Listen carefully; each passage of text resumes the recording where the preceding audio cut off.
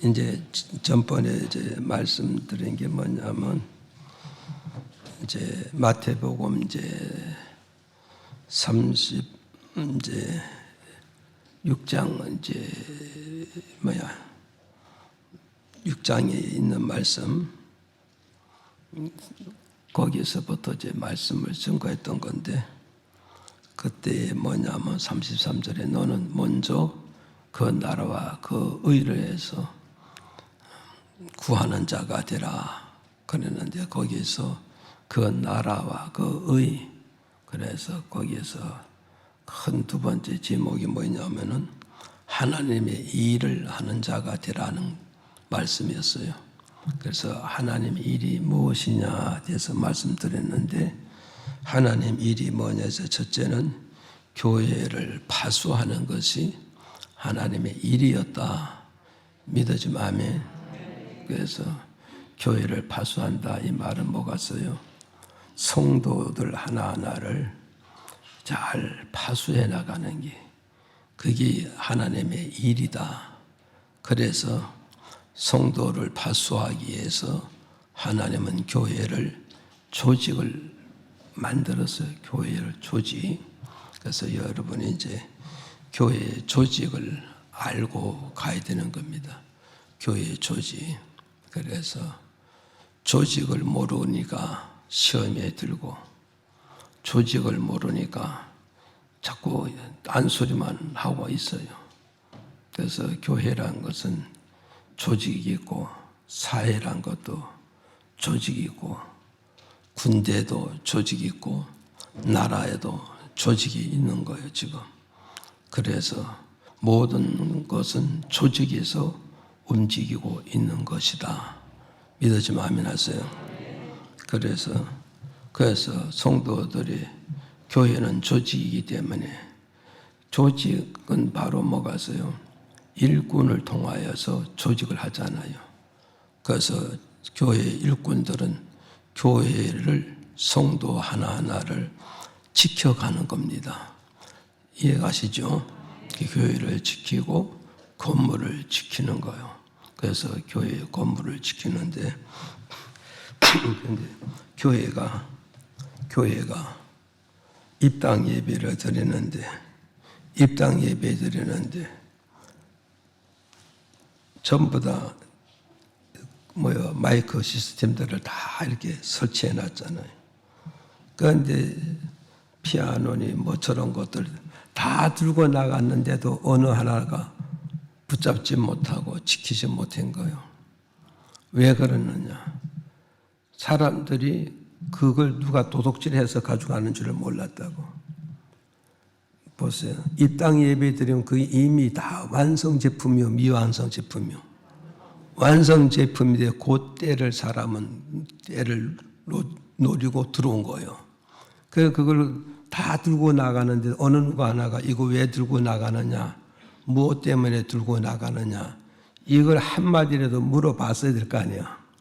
그런데 그만큼 일꾼들이 영적으로나 육적으로 잠이 들었기 때문에 교회를 파수하지 못하여서, 이 땅 예배라고 들어보니까 키보드도 없고 물건 앰프도 없고 마이크도 없고 다 철거해버렸으니 그 입당 예배가 어떻게 되었어요?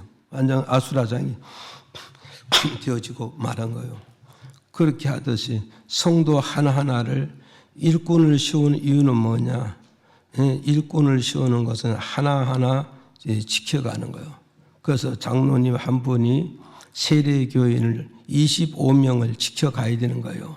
장로 한 분이 세례교인 25명을 하나씩 지켜가야 그게 장로의 직무를 다 할 수가 있는 거거든요.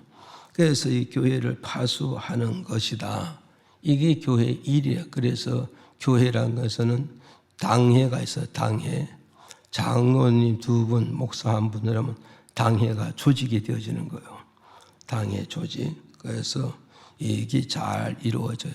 그 다음에 이 당회가 조직이 되면은, 그 다음에 벌어서 권사가 세워지고, 그 다음에 또 안수 집사가 세워지고, 임지 집사가 세워지고, 그 다음에 서리 집사가 세워지고, 그 다음에 뭐가 있어요?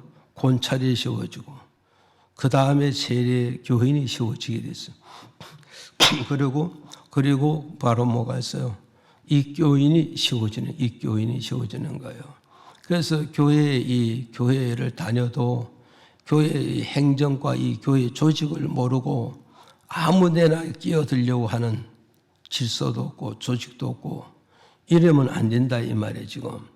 그래서 우리는 이런 조직을 모르고 아무데나 자기가 끼어들지 못해서 거기에 문제를 삼지 말라 이 말이에요 지금. 무슨 말이 가시죠? 그래서 나라 대통령이 어디를 나서면은 거기에 나서야 할 사람이 나서는 것이지 다 공무원이라고 다 나서는 건 아니지 않습니까? 그와 똑같아. 이걸 우리가 기억을 하시고 또 하나님의 일이라는 게 뭐냐 했을 때 뭐가 있어요? 성도를 섬겨주는 것이 하나님의 일이었다고 말씀해 주고 있는 거예요. 그래서 성도를 섬기는데 누가 성도를 섬겨주냐 했을 때 어린아이가 어린아이를 섬기는 게 아니잖아요. 그럼 결국은 뭐냐? 성숙한 자가 어린아이를 섬겨주는 것이다. 믿으면 아멘. 그래서 오늘 여러분 지금 성가대 이제 새로 이렇게 임명을 했는데 성가대도 조직이라는 게 있잖아요. 성가대라는 게. 그래서 성가대장이 있는가 하면은 성가대 바로 임원이라는 게 또 있잖아요. 그래서 성가 임원인가 있는가 하면 또 뭐 파티장이 또 있잖아요. 또 성가 파티장이 있잖아요. 지금. 그러니까 성가 대장과 임원은 전체를 또 돌아봐야 되지만 각 부의 파티장은 그 파티를 전체를 돌아봐야 되잖아요. 지금. 이게 돌아보면서 그 파티를 돌아보는 그 자체가 바로 뭐냐? 섬김이라고 해요. 섬김. 성가 임원들이 성가 전체를 섬기고 파티장은 자기 파티만 섬기는 그 섬김이잖아요. 이게 섬김. 이 섬김이 있을 때 성가대가 잘 돌아갈 수가 있다는 걸 가르쳐주고 있잖아요. 지금. 그러니까 성가대장은 어때요? 전체가 다 출석하고 있는가? 전체가 다 힘쓰고 있는가? 전체가 다 헌신하고 있는가? 누가 빠지고 누가 안 빠지는가? 이걸 출석을 체크하고 이걸 확인하고 이걸 전화하고 이걸 신방하고 또 파티장은 파티별로 자기 속해 있는 그 파티 식구를 돌보아야 되고 또 챙겨서 그래서 그에게 신방하고 그에게 전하고 그에게를 만나고 그래서 자기 식구를 챙겨야 돼, 안 챙겨야 돼요? 자기 식구를 챙겨야 된다 이 말이에요. 지금 이것이 바로 뭐냐? 하나님의 일을 하는 것이다 이 말이에요. 지금. 그래서 임명할 때는 20명, 30명 이렇게 넘게 이렇게 임명을 해 주는데 연말에 가면 많이 떨어지고 없어져 버려요. 그럼 이 결국은 뭐냐? 성가 대장의 문제면서 결국은 임원의 문제면서 결국 뭐냐? 파티장에게 문제가 있다는 것을 오늘 우리에게 가르쳐주고 있다. 이것이 결국은 뭐냐?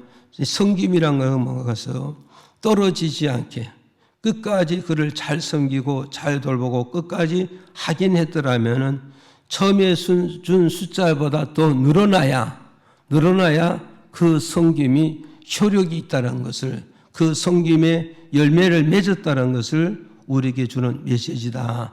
이걸 우리는 기억을 하시기를 바라요. 지금 이해가십니까? 그래서 우리는 12월 첫 주에 우리가 뭐가 있어요? 임명을 하고 둘째 주는 우리가 뭐 했습니까? 성찬 예식을 하는 거예요.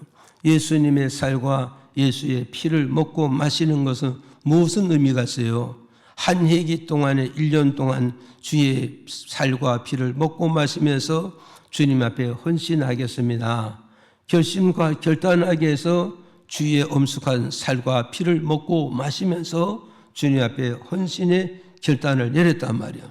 그 헌신의 결단을 내렸으니 우리는 어때서 52주간 동안 365일 동안에 변함없이 주의 성도를 섬기는 이 섬김이 바로 뭐냐? 조직이고 이 조직이 바로 뭐냐? 학인이고 이 학임이 바로 돌봄이고 이 돌봄이 바로 뭐냐?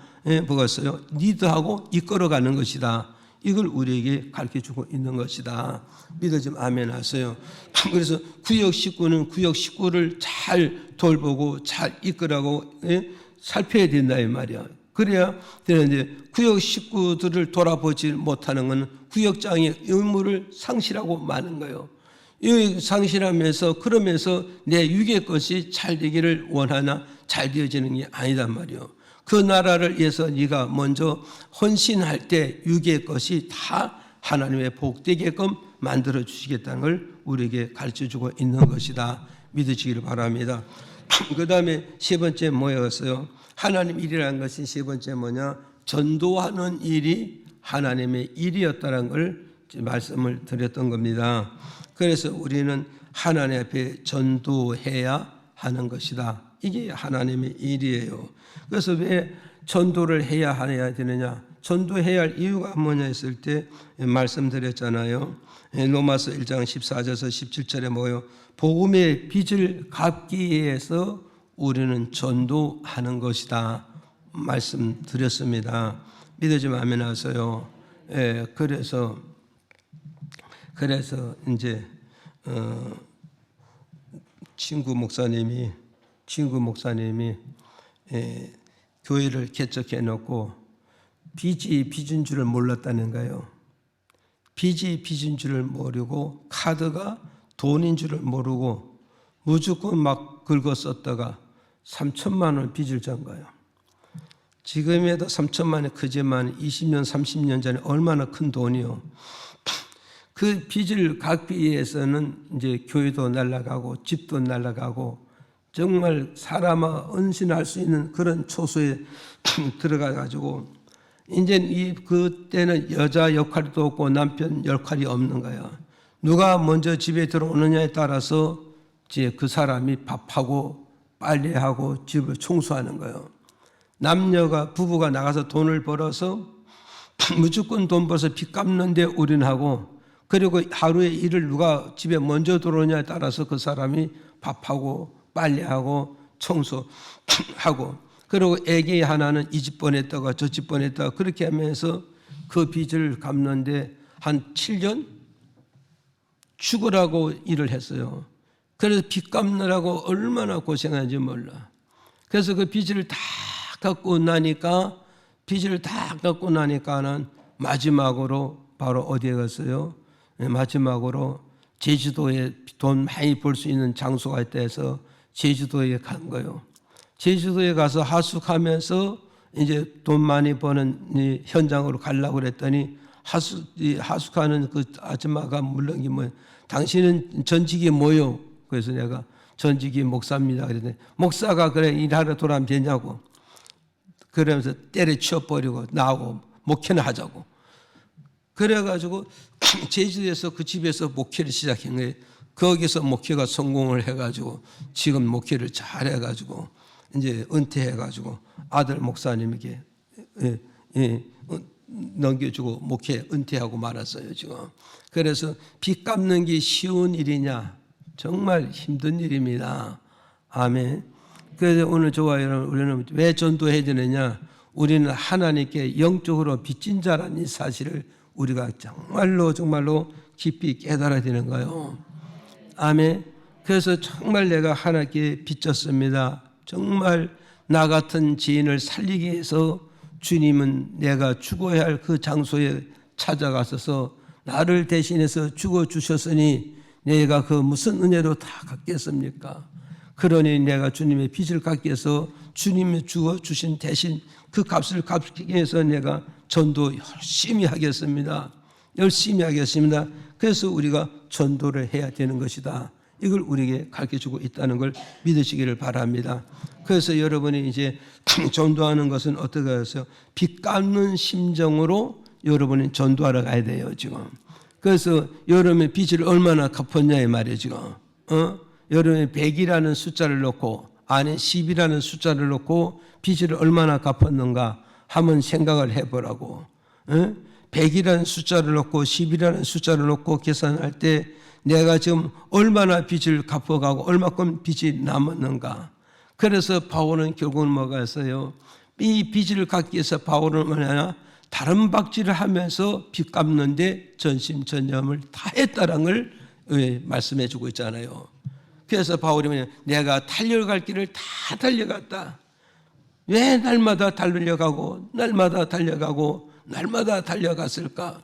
복음의 빚 갚기 위해서, 내 영혼의 빚을 갚기 위해서 바울 선생님은 달려갈 길을 다 달려가면서 빚 갚는데 온 몸을 다 바쳐 헌신했다는 걸 우리에게 가르쳐주고 있는 것이다. 아멘. 그래서 오늘 좋아요, 이걸 우리는 기억을 하시기를 바랍니다. 또 우리가 복음을 전하지 아니하면 뭐돼서 복음을 전하지 않으면 듣는 자가 없다 이거죠. 복음은 듣는 자가 들어야 복음을 믿고 구원을 받지, 듣지 않고는 우리가 믿을 자가 없기 때문에 우리가 전도를 해야 되는 거다. 그래서 우리는 뭐겠어요? 누가 가르쳐주는 자가 있어야 뭔가 배우게 되는 것이지, 가르쳐주는 자가 없는데 배울 자가 없잖아요 지금. 그러니까 누군가는 한글을 가르쳐주는 자가 있어야 한글을 배우게 되고, 영문을 가르쳐주는 자가 있어야 영문을 배우게 되고, 한문을 가르쳐주는 자가 있어야 누군가 한문을 배우게 된다 이 말이요. 그러므로서 그 사람은 그 분야에 우뚝 서고 있듯이 우리는 복음을 가르쳐주는 자가 있어야 그 복음을 믿고 그 복음에 우뚝 서서 구원 얻고 생명 얻고 영생을 얻게 되어지는 것이라는 걸 우리에게 주는 메시지라는 걸 우리에게 가르쳐주고 있는 것이다. 그래서 우리는 복음을 끊임없이 전한다 이 말은 복음을 전해주고 복음을 가르쳐줘야, 누군가는 이 복음을 전해주고 가르쳐주는 그 복음을 듣고 가르침을 받을 때 그 복음을 믿게 됨으로써 그도 구원 얻고 그도 생명 얻게 되는 것이다. 우리에게 가르쳐주고 있고, 끝으로 세 번째는 바로 뭐냐? 우리는 왜 전도를 하냐? 성령을 받았기 때문에 우리가 전도를 해야 되는 것이다. 믿어지면 아멘. 자, 보세요. 그래서 성령을 받았기 때문에 우리는 전도해야 된다 말씀했잖아요. 그래서 이제 사도행전 1장 8절에 성령이 네게 임하거든 뭐라 그랬어요? 성령이 네게 임하거든 뭐라 그랬어요? 예루살렘과 읽어볼까? 시작. 성령이 너희에게 임하시면 너희가 권능을 받고 예루살렘과 온 유대와 사마리아와 땅끝까지 이르러 내 증인이 되리라 하시니라. 아멘. 그래서 이제 우리가 이제 성령을, 세 번째 성령을 받았기 때문에 우리는 땅끝까지 전도해야 된다 안 해야 된다? 아멘. 성령을 받았기 때문에 땅끝까지 복음 전해야 된다 말씀했잖아요. 그래서 자, 우리 여기서 기억해서 어디서부터 전도해야 되느냐, 이게 우리에게 이제 답을 주잖아요. 질문을 하잖아요. 따라서 어디서부터 전도해야 됩니까? 여기서 이제 어디서부터 전도해야 되느냐 했는데, 여기서 첫째 뭐냐 했더니까 뭐가 있어요? 예루살렘에서부터 전도해야 된다 그랬잖아요. 지금 이해가시죠? 예, 그러니까는 오늘 저도 여러분도 우리는 뭐냐, 복음 전하는데도 순서가 있다 이 말이요. 복음 전하는데 순서가 있다. 이걸 우리가 기억을 해야 돼요. 그래서 여기서 복음, 성령이 내게 임하고 권능이 내게 임하면 우리가 전도를 해야 되는데 어디서부터 전도해야 되냐 했더니까는 예루살렘에서부터 전도하고 예루살렘에서부터 복음을 전하라 이 말이요. 그래서 여기서 예루살렘의 복음은 무슨 복음이냐면 가정 복음을 말하고 있어요. 가정 복음. 이해가시면 아멘. 예, 그래서 가정 복음을 우리가 감당하라 이 말이요. 가정 복음을 감당하라. 그럼 오늘 저와 여러분 뭐였어요? 내가 교회에 나와서 내게 성령이 임하고 내게 하나님의 말씀이 임하면, 예? 이거 좀 잘 기억하시라고요. 하나님의 영이 내게 임하고, 또 베드로전서 1장 23절에 보니까 하나님의 말씀이 내게 임함으로 뭐요? 말씀으로 내가 거듭나게 된 것이고 성령으로 내가 거듭난다 이 말이에요 지금. 그러니까 말씀으로 거듭났다 이 말은 뭐가 있어요? 성령으로 거듭났단 말이고, 성령으로 거듭났다 이 말은 뭐냐면 내가 말씀으로 거듭났다 이 말을 말씀해 주고 있어요. 그러니까 오늘 여러분은 뭐가 있어요? 정말 우리가 하나님 말씀을 온전히 내 마음속에 믿음으로만 받아들인다면 그 말씀은 능력이 있어서 내 영혼을 완전히 거듭나게 되고, 내 심령을 완전히 거듭나게 되고, 내 생각을 완전히 거듭나게 되어서 육적 생각에서 하나님의 생각으로 마음을 품게 만들어 놓는다 이 말이요. 이게 바로 뭐냐? 믿음이라는 걸 우리에게 말씀해 주고 있는 거예요. 믿어집니까? 우리가 성경 몇 구절 암송한 데서 그게 믿음을 가진 것이 아니다 이 말이에요. 지금 아니라 이 말이에요. 지금요. 그러니까 하나님의 영이 내게 임해서 내 마음을 완전히 거듭나게 만들고, 내 영혼을 완전히 거듭나게 만들고, 내 생각을 완전히 바꿔놨을 때 이것이 거듭난 것이다. 하나님의 말씀이 내게 들어오므로 그 말씀이 내 영혼을 거듭나고 내 생각을 거듭나게 돼서 이제 내 마음을 완전히 변화시켜 놓은 게 이게 거듭난 영혼이다 이 말이에요. 믿어집니까? 그래서 오늘 우리는 보세요. 대화를 나누어 보면 전혀 거듭나지 못한 사람이 있어요.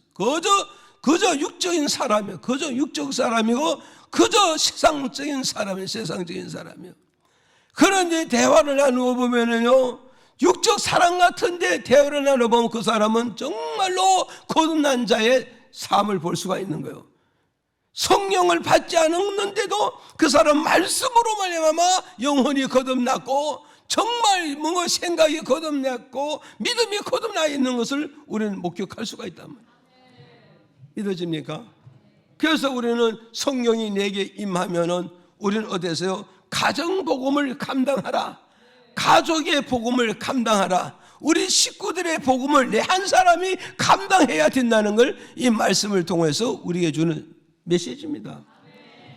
그래서 사도행전 16장 31절에 이렇게 말씀하고 있어요. 읽어봐요. 시작. 가로되 주 예수를 믿으라. 그리하면 너와 내 집이 구원을 얻으리라 하고. 아멘. 보세요. 여기서 이제 뭐가 있어요? 여기 이제 간수하고 바울 사도하고 주고받는 대화라고. 대화인데 이 간수는 뭐가 있어? 교도소를 지키는 파수꾼이란 말이에요. 교도소를 지키는 파수꾼인데 바울과 실라가 손에 쇠사슬에 묶여가지고 교도소에 들어와 있단 말이에요. 지금 들어왔는데 이들이 밤에 뭐 했어요? 하는 짓거리는 그냥 기도하고 찬송하는 걸 보니까 도망갈 염려가 없어. 그 사이에 이 간수를 잠깐 뭐 졸았든지 어디를 출타했든지, 그리고 와서 출타했다고 와서 보니까 옥문이 다 열렸어요. 옥문이 다 열려서, 그래서 이 간수가 생각하기를 뭐가 있어요? 이 죄수들이 옥문이 열렸으니 다 도망간 줄 알았는데, 이 죄수들이 도망간 줄 알고 간수가 됐어요. 검을 꺼집어서 자결하려고 그럴 때 뭐요? 바울과 실라가 간수에게 그래요. 우리가 도망가지 않았으니 자결하지 마라. 극단 생각하지 말라 이 말이요. 그래서 그것을 딱 보고서 이 간수가 뭘 보았어요? 바울과 실라가 기도하고 찬송하는 그 하나님의 능력을 뭘 보았다고요? 이 소리치게 했던 모든 쇠사슬이 풀어진 것과 옥문이 다 열려진 것과, 그리고 도망칠 사람이 도망치지 않고 그 자리에 끝까지 지켜있는 이 사람, 이걸 보고서 이들의 하나님의 계심을 알고 그 하나님을 믿고 싶었다 이 말이요. 그 하나님을 믿고 싶었다 말이요.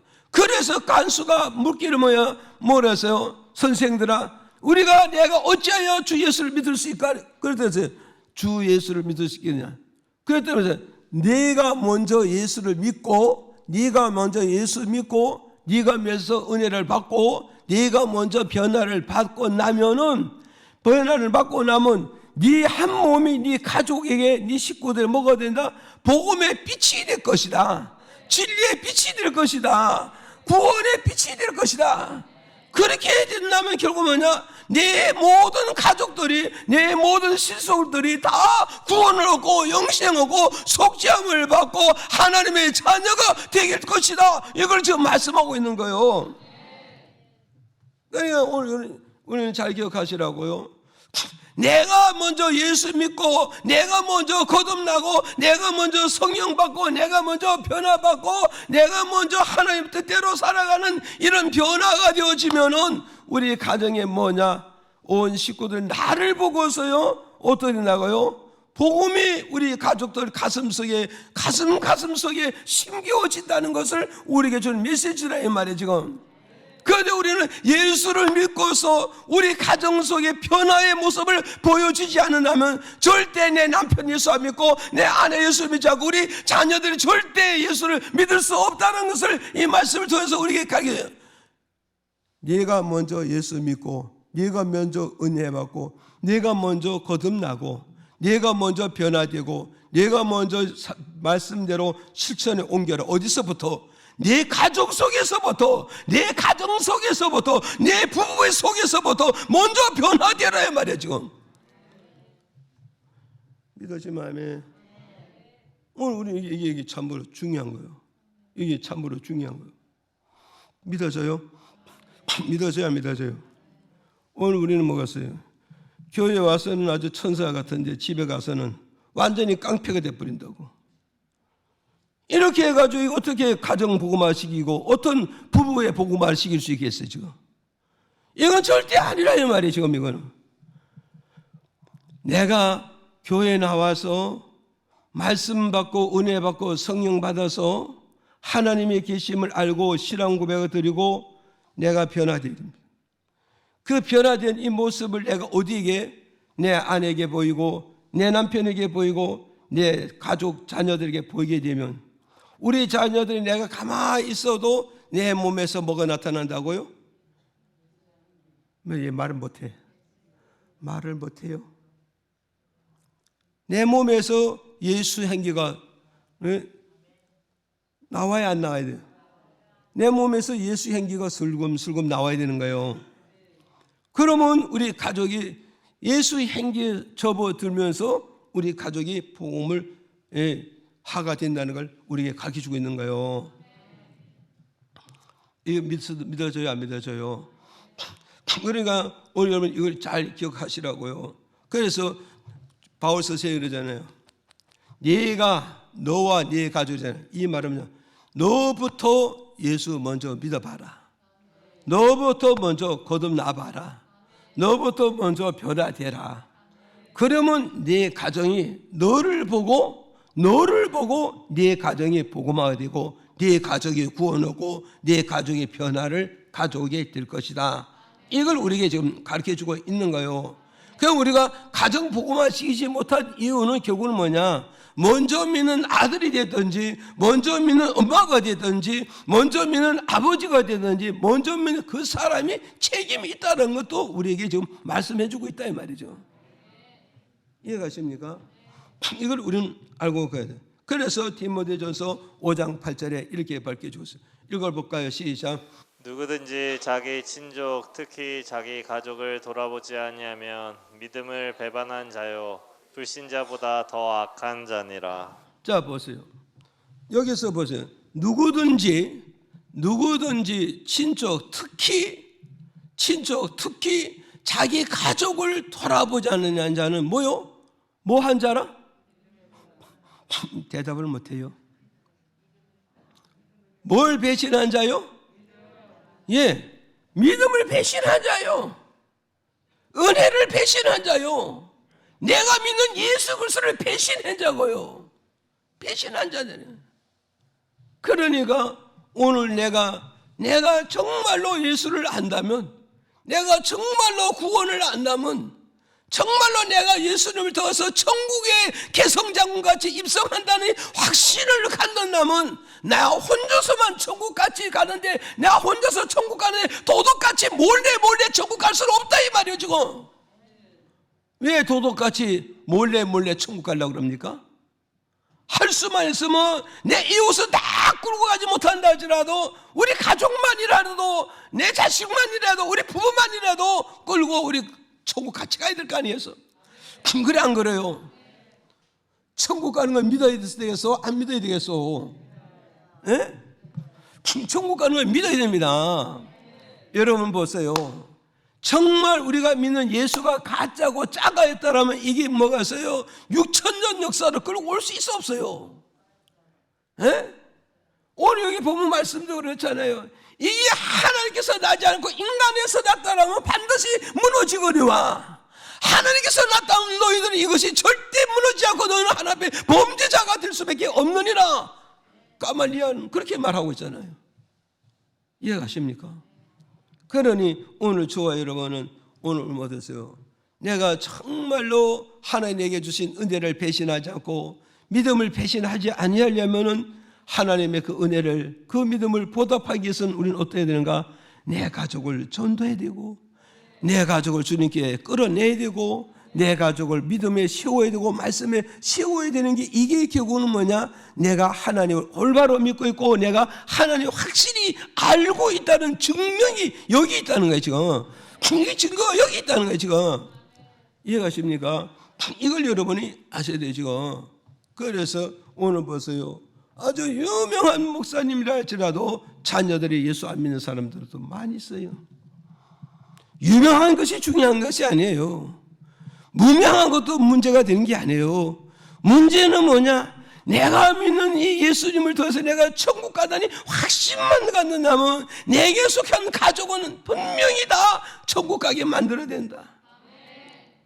우리 아들, 딸들이 뭐 크게 성공하지 않아도 뭐 대기업을 이끌어가지 않아도 뭐 대개 총수 안 된다 할지라도 유명한 정치가가 안 된다 할지라도 문제는 뭐냐? 천국 가는 것만 확실하게 잡았다면 그는 인생을 성공한 겁니다. 세상 부러운 거 하나도 없습니다.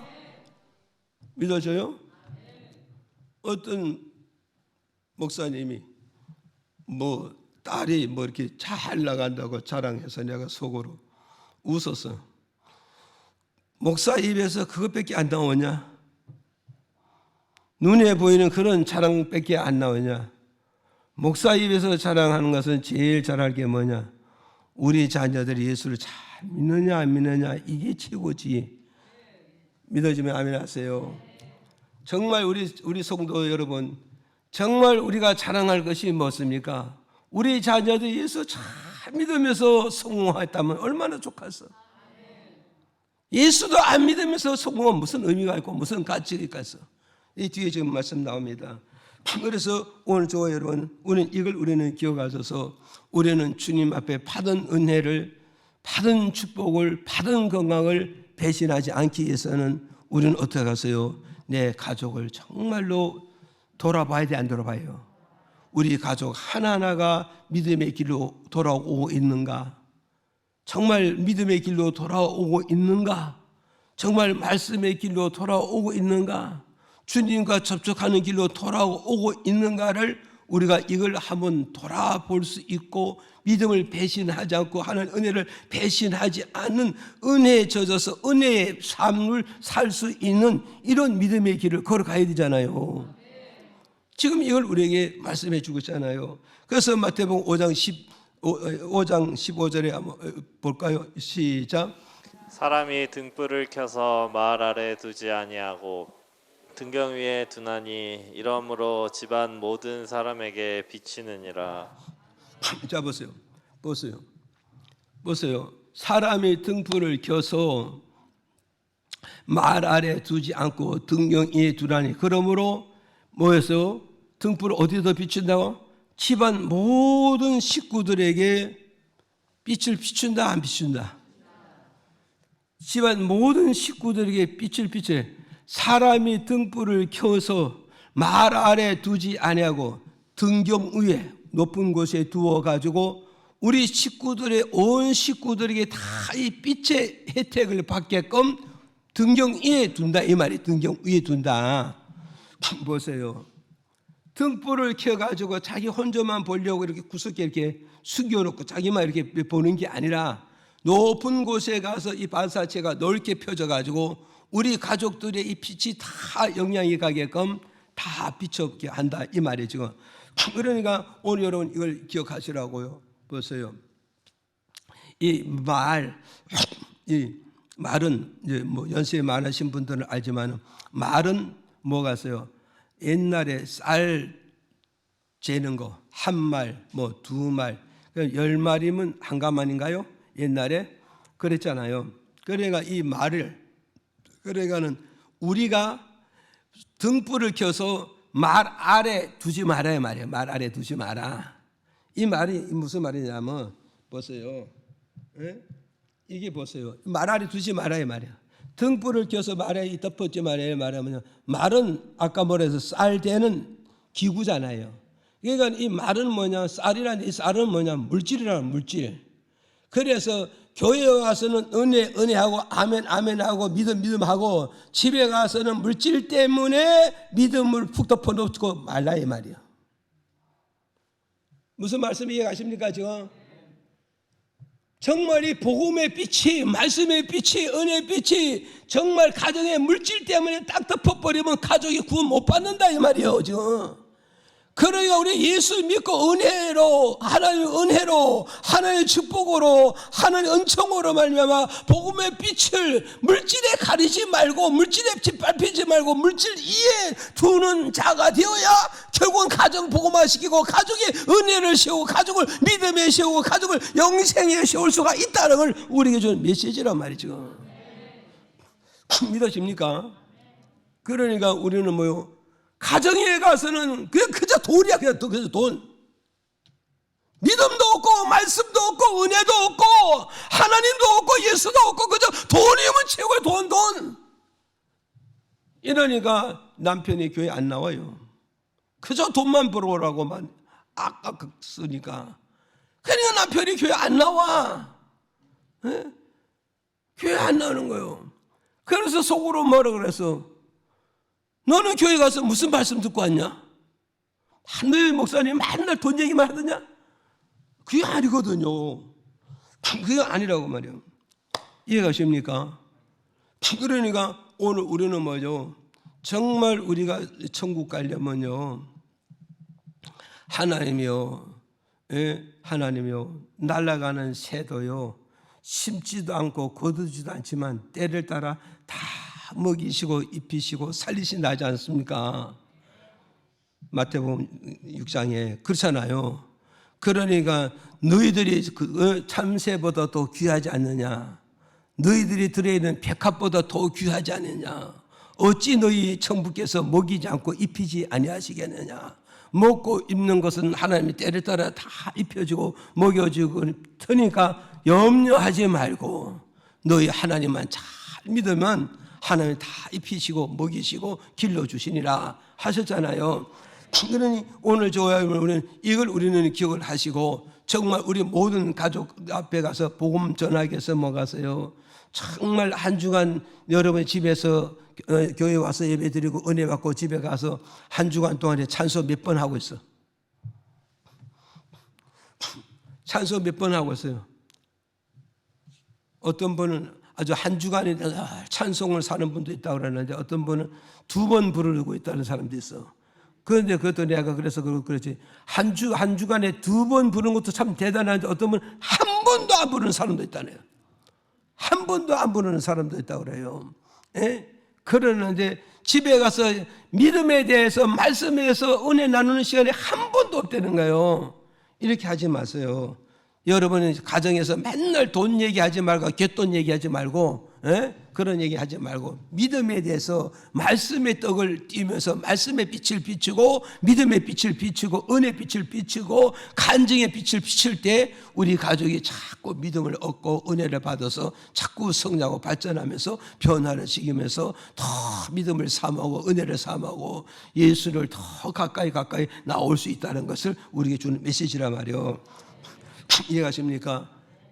더 마음에 졸이는 말씀이 있어요. 더 마음에 졸이는 말씀이 뭐냐? 누가복음 16장 23절에 보실까요? 시작. 저가 음부에서 고통 중에 눈을 들어 멀리 아브라함과 그의 품에 있는 나사로를 보고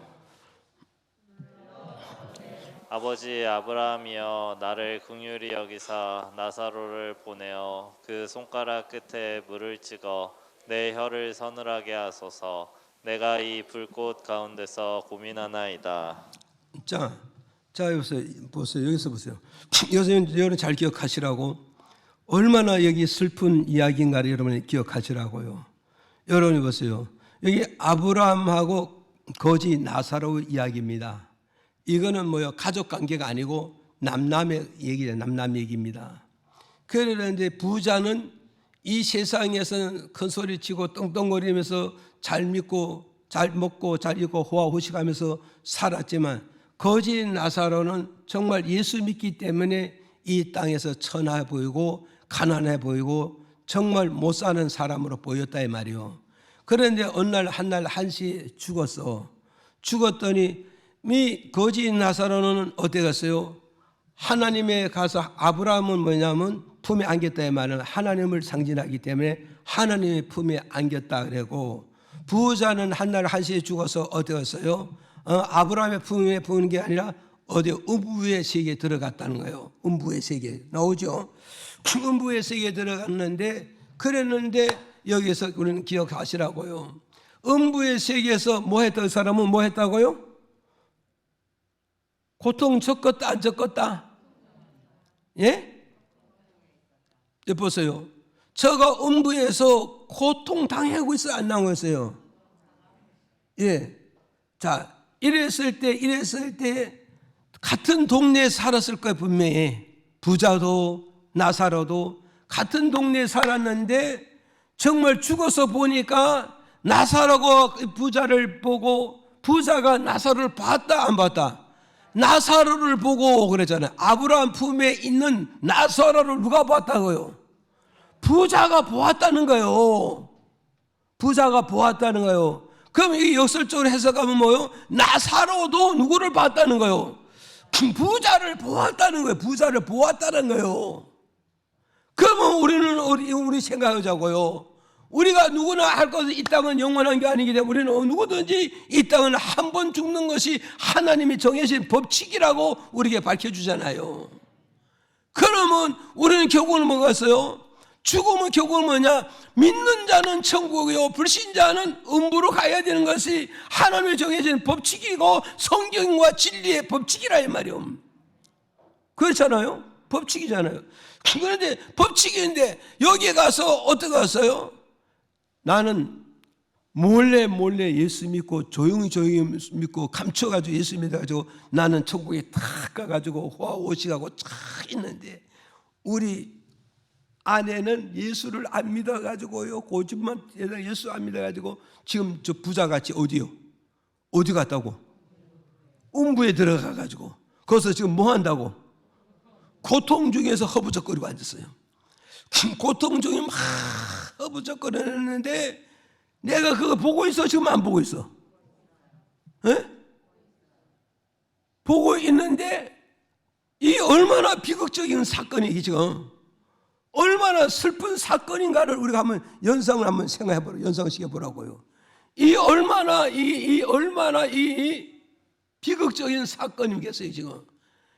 정말로 내가 아내를 사랑하고 정말 남편을 사랑하고 정말 부모가 자식을 사랑하고 부모가 자식을 사랑하고 자식이 정말 부모를 사랑한다면 저 불구덩이에 저 음부에 저 고통사에 던질 수 있고 보낼 수 있겠느냐 이 말이요. 보낼 수 없는 거예요 지금. 어떻게 보냈을까요 지금. 이런 것을 여러분 스스로 한번 내 머리에 연상을 한번 시켜보라고 지금. 70년 후에만 80년 후에만 반드시 이 광경을 봐야 되는 현실이 내게 다가올 건데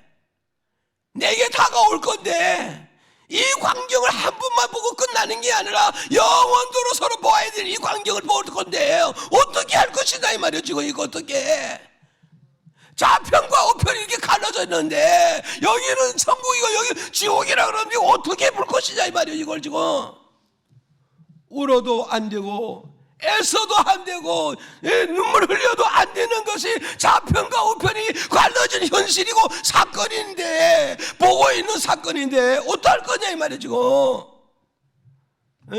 김 목사님은 이 말씀을 준비하면서 막 마음이 막 뜨거워지면서 눈물이 쏟아지는 거예요. 아무리 뭐니 해도 내 직계 가족만큼은 내가 전도를 해야 되고 구원시켜야 되지 않겠냐. 일가 친척은 다 돌보지 못한다 하잖아. 내 직계 가족만이, 내 자식만이라도, 내 우리 부모만이라도 내가 우리 천국을 다 들고 가야지. 내 남편 버리고 내 자식 버리고 저 좋은 세상에 가서 눈을 날날 불러본들 정말 그 고통을 어떻게 다 참고 갔어요. 저 지옥에서, 저 음부에서 몸부림치고 있는데 얼마나 괴로움을 겪었는지. 뭐라 그랬어요? 서역에서 저를 마주보고 있죠. 음부에서 고통당하고 있죠. 그러죠. 그런데 그 사람의 얼굴을 들어서 본다 안 본다? 얼굴을 들어서 이렇게 바라보는데 아내가 남편을 바라보면서 당신이 진정 나를 사랑했습니까? 정말 당신이 나를 사랑했습니까? 당신이 나를 그렇게 사랑하다 어찌 나를 그냥 두고 혼자 예수 믿었소? 어찌 혼자 예수 믿었소? 그렇게 질문한다고 그러냐면 서로 말이 지금 왔다 갔다 하는데 이 말을 듣고서 아내가 뭐라고 말을 하겠어요? 남편이 뭐라고 답을 주고 있겠느냐고요 지금. 그러는데 보세요. 24절에 가서 보세요. 24절에 보세요. 이렇게 말합니다. 아버지 아브라함이여 나를 긍휼히 여기사 나사로를 보려 손가락 끝에 물을 찍어 내 혀를 서늘하게 하소서. 내가 불꽃 가운데서 고민하고 있다 이 말은 너무 고통 중에 있고 너무 괴로워하고 너무 슬픔 중에 있다는 거예요. 이거 지금 여기서 말씀하고 있잖아요. 그런데 누구의 손길을 통하여서? 나사로의 손길을. 나사로 뭐냐? 이 땅에서 나와 인과관계가 있기 때문에 나를 아는 나사로의 손길을 통하여, 손가락을 통하여 물 한 방울이 내 혀에 떨어뜨려서 내 혀를 좀 서늘하게, 너무너무 뜨겁고 너무너무 뜨겁고 너무너무 목마르고 너무너무 갈증 견딜 수가 없어서 아브라함의 하나님께 내가 호소하오니 내 아는 저 사람을 시켜서라도 누가 나를 돌보겠어요? 나와 인과관계는 나사로를 시킨다면 그래도 시중 들고 심부름하지 않겠습니까? 여러분 지금 이 말씀 이해 가십니까? 내 사랑하는 남편이 손가락에 물 한 방울을 찍어서 음부에 있는 내게 찾아서 내 뜨거워서 견딜 수 없는 햇바닥에 물 한 방울이라도 떨어뜨려 주게끔 해달라고 그 마지막에 울부짖는 그 간청, 마지막에 그 탄원, 그 탄원을 들어달라 이 얘기예요 지금. 여러분 귀로 들어도 이걸 견딜 수 없을 정도인데 내가 두 눈을 똑똑히 뜨고서 그 광경을 바라보고 있는 그 모습을 바라볼 때 그것이 내 남편, 내 아내도 견딜 수 없는데 정말 내가 사랑하는 아들, 딸들이 거기에서 어머니라고 울부짖고 아들이라고 울부짖고 어떠하세요? 제가요 둘째 아들이 교통사고 나가지고 수술했단 말이에요. 수술하기 직전에 이 간에 이 폐가 차에 부딪혀가지고 반이 찢어져가지고 이게 접쳐졌다고. 이 접쳐서 이게 폐 기능 못하니 얼마나 목이 말라갔어. 물을 달라고 아우성 치는데 병원에서 아우성 치는데 그걸 주면 죽는다는 거예요. 의사가 물 주면 죽는데 그러는데 아버지로서 물 줘야 되겠어 안 주겠어? 왜 대답들 못해? 물 줘야 되겠어 안 줘야 되겠어요? 그런데 그 물 달라는 그 아우성 눈 뜨고 볼 수 없고 귀 열어놓고는 들을 수 없는 그 고통 너무너무 고통스러워서 견딜 수 없어서 내가 손수건에서 가던 물에다 주걱 써가지고 짰어요. 물을 꽉 짜가지고 그래도 습기라도 빨고 있으라. 그래도 습이 있으니까 그 길에도 습기라도 있으니까 그래도 그 길에도 갈증을 없애려고 그 습을 빨아제치는 그 모습을 바라볼 때 부모의 마음이 얼마나 그래도 그래도 그 습기라도 있다가 그 길에도 목을 죽여보려고 안간 힘을 다해서 빠는 그 모습을 바라보는 그 부모의 마음 여러분 읽을 수 있겠어요? 네? 그거 읽을 수 있겠냐고요. 여러분 내 자식이 지금 저기서 어머니 아우성치면서 내게 물 한 방울이 아브라함의 하나님이 한 번만 부탁해서 이런 아우성을 친다면 여러분 어떠하시겠습니까? 그 날을 우리가 보지 않을 수 있겠어요? 분명히 성경은 그렇게 본다고 말씀하셨습니다. 분명한 그 소리를 들을 수 있다고 우리에게 말씀하고 있습니다. 그런데 우리는 우리의 가정복음을 우리가 등한시하고요. 나 하나만 예수 믿으면 되는 줄 알고 내가 진정한 살아있는 복음, 영생하는 복음, 부활하는 복음, 영생복락 누리는 그 복음을 진정으로 믿는다면은 내 가족을 지옥에 보낼 수가 없습니다. 예수 안 믿는 저 불신의 모습 저대로 그냥 둘 수가 없습니다. 우리가 지금 우리는 돈 버는데 우리가 전부가 아니에요. 그러기 위해서는 우리는 가정복음을 전해야 되는데 제일 우선순위가 주님이 뭐냐? 가정복음이 우선순위라는 것을 성경을 통해서 우리에게 우선순위를 우리에게 좀 가르쳐주고 있지 않습니까? 믿어집니까? 그 오늘 조여로는 이런 말씀을 통해서 정말로 우리는 그날을 비극을 맞이하지 말고 정말로 노아 가정같이 마지막 그날의 노아야 이제는 방주에 들어갈 시간이로다. 그럴 때 노아에게 말씀하십니다. 노아야 이제는 네게 속한 네 가족을 다 들고 방주 안에 들어가서 죽음을 면하여야 되느라. 노아는 어때요?